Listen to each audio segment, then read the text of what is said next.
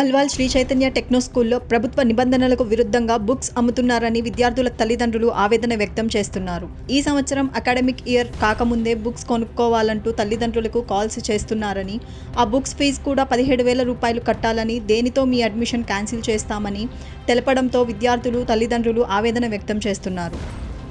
మీరే ఉన్నారు, ఇంకొక నలుగురు చెప్పారు. చెప్పదు కదా, మేనేజ్మెంట్ దాకా వెళ్ళారు అనుకున్నాం.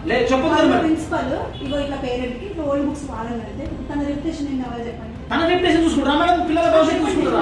వాడేటోళ్ళు లేరా? ఉన్నారు కదా 1 or 2 ఏ వాడొద్దు అని చెప్పేసి డైరెక్ట్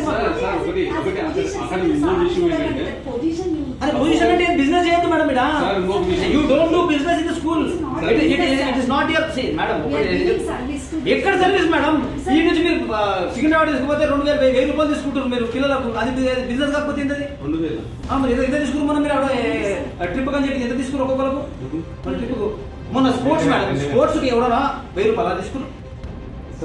స్పోర్ట్స్ 1,000 రూపాయలు ఏంటండి? నాకు అర్థం కాదు. ఈ మీకు గ్రౌండే లేదు. వీళ్ళ రూల్ ప్రకారం ఇలా గ్రౌండ్ ఉండాలి. వీళ్ళ గ్రౌండ్ లేదు. లాస్ట్ టైం మళ్ళీ నేనే పక్కన చెప్పి మాట్లాడాను. చెప్పి మాట్లాడాను. మీకు గ్రౌండ్ లేదు, మీరు అడగరా? మీ పిల్లలు మీ స్కూల్